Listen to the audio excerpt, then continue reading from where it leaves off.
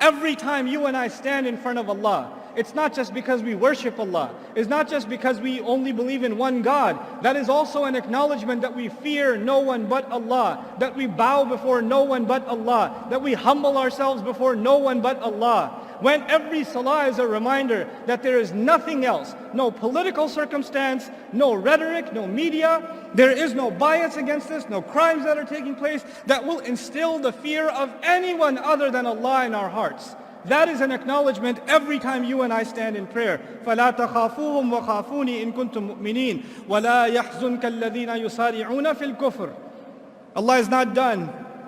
He says, don't let those who are making a lot of efforts for furthering the cause of disbelief, those who are making so many efforts to destroy Islam, those who are making so many efforts to turn believers into disbelievers, those who are making so many efforts to further kufr on the earth, disbelief and disregard of God on the earth.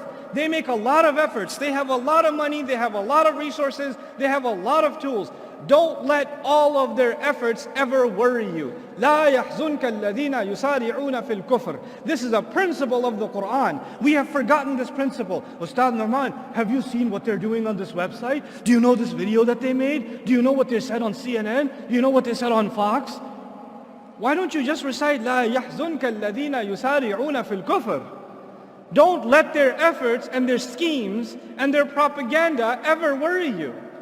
إنما نملي لهم ليزدادوا إثما. We're only إنهم لن يضروا الله شيئا. I love this part. إنهم لن يضروا الله شيئا. They, no doubt about it, can't harm Allah at all. I'm baffled by this statement. Allah said, don't worry about their schemes and their plans and their plots and their propaganda. They can't harm who at all?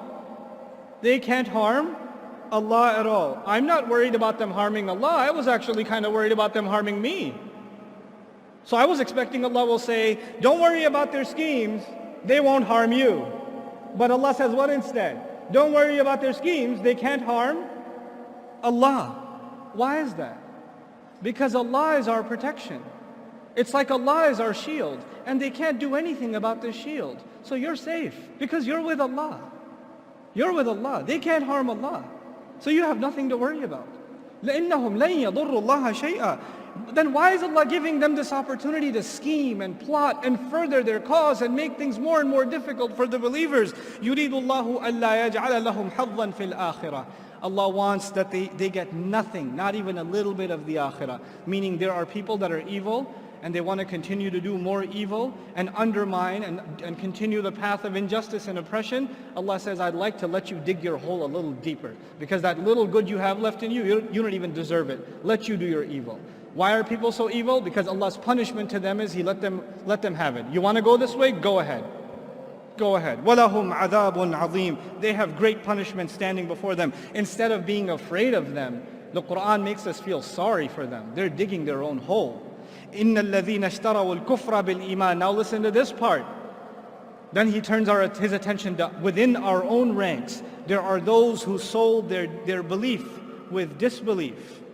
There are those who under the pressure of the enemy said, this Islam thing is too much. I can't handle it. I can't handle, the way people look at me, the way people think about me. I'd rather sell this off and be like everybody else who's disbelieved so I'll fit in better. Allah says about them, لَن يَضُرُّوا اللَّهَ شَيْئًا. What do you think? They're going to harm Allah? They can't harm Allah at all. وَلَهُمْ عَذَابٌ أَلِيمٌ. And they have painful punishment coming before them. This is about those who sell their deen. May Allah not make us of them. وَلَا يَحْسَبَنَّ الَّذِينَ كَفَرُوا إِنَّمَا نُمْلِي لَهُمْ خَيْرٌ لِأَنفُسِهِمْ.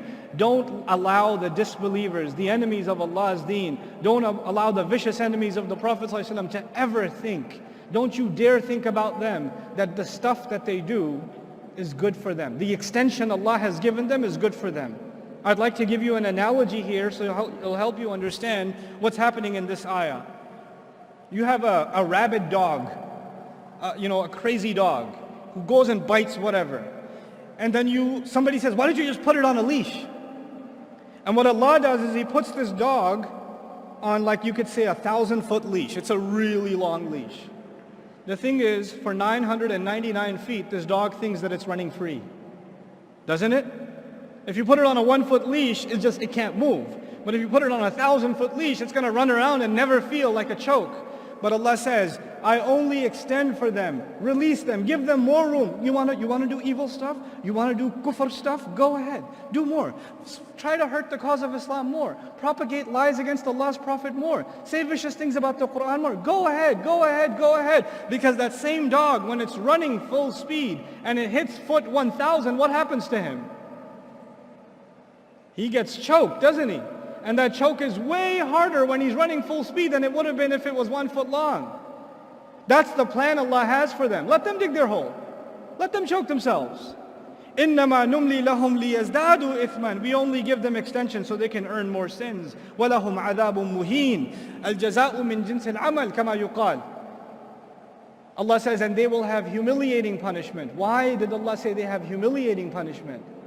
Allah usually says great punishment, painful punishment, but this time He says humiliating punishment. Why? Because when they try to humiliate the deen of Allah, then the only fair punishment is that they shall face humiliating punishment. Then Allah turns His attention to you and me and says, مَا كَانَ اللَّهُ لِيَذَرَ الْمُؤْمِنِينَ عَلَى مَا أَنْتُمْ عَلَيْهِ. Allah is not one to leave you alone in the state that you're in. Allah will not just leave you be and let you just think that you have faith. حَتَّى يَمِيزَ الْخَبِيثَ مِنَ الطَّيِّبِ. Until He can separate the good ones among you from the filthy ones. Some of you have filth inside of your hearts, and when the state of fear comes, and the pressure comes, and the stereotyping comes, some of you will abandon your faith, and that filth in your hearts will take over whatever good you had in it. Allah says He will put you and I through terrible, difficult circumstances so He can separate the filthy from within the ummah and cut them out. May Allah not make any of us from them. وَمَا كَانَ اللَّهُ لِيُطْلِعَكُمْ عَلَى الْغَيْبِ. And Allah will never be one to inform you of the unseen. People come to the shaykh, the imam, the scholar, they come to, what do you think? When is all this fitna going to end? When are things going to get better? Allah says, Allah is not one to inform you of the unseen. I'm not going to say 3 more years, watch, everything's going to be better. No. That's actually what I've heard in churches. I go to church to hang out sometimes just to see what they do. I've been. And I actually, last Christmas, I want to know how they do da'wah. How did they get 100,000 people inside of a stadium and preach? So I went to listen. Well, what do these guys do? And they're like, this year is going to be a great year for you. The Lord's going to take care of everything. You're going to get yourself a promotion, and that divorce is finally going to be filed, and you're going to do great this year because the Lord promises it. I was like, what? Lord promises this year is going to be great?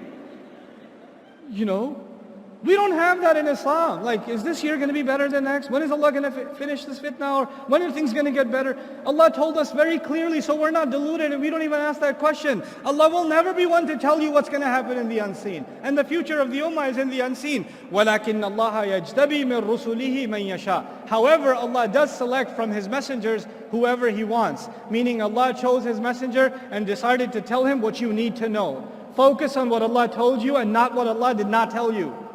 Don't get obsessed with things that Allah Himself didn't give you. If it was valuable for you, Allah would have given it to you. So don't be so obsessive compulsive about unnecessary details. فَآمِنُوا بِاللَّهِ وَرُسُلِهِ وَإِن تُؤْمِنُوا وَتَتَّقُوا فَلَكُمْ أَجْرٌ عَظِيمٌ. Then just believe in Allah and His Messenger. And if you can continue to believe and continue to be fearful only of Allah, then you will have great punishment, great reward rather. What else do you want? Just have faith and be fearful of Allah. In the most toughest of times, Allah is telling you that's the only 2 things you're going to need. Everything else will work itself out. Don't focus on the problem. وَلَا يَحْسَبَنَّ. And finally, the advice to you and to me. This is the last thing I'm sharing with you, I promise. وَلَا يَحْسَبَنَّ الَّذِينَ يَبْخَلُونَ بِمَا آتَاهُمُ اللَّهُ. And don't you ever think about those who are cheap, greedy, miserly with what Allah has given them. That they hold on to what Allah has given them.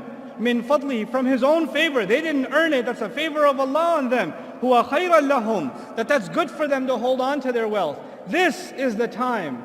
This is the time where the young people, they're going to have to give up their free time that Allah gave them. Their free time cannot go into 8 hours of video games anymore. There's no time for you to watch the next Netflix and Amazon series. You don't have that kind of time. You're the Muslim youth. Allah has given you free time. Allah has given you talent. Allah has given you creativity. That creativity cannot go into you making stupid jokes on social media. It needs to be used in much more productive ways, because these people who Allah has given wealth and luxury and opportunity and health and talent, when Allah has given all of these things and they're cheap and miserly with it, they only use it for themselves. What does Allah say about them? That they think they get to use it for themselves is good for them? بَلْ هُوَ شَرٌّ لَهُمْ. It's bad for them. سَيُطَوَّقُونَ بِمَا بَخِلُوا بِهِ يَوْمَ الْقِيَامَةِ. The very things they were cheap with, the very things they were greedy with for their own, are the very things that will be turned into a rope around their necks, choking them on the day of resurrection.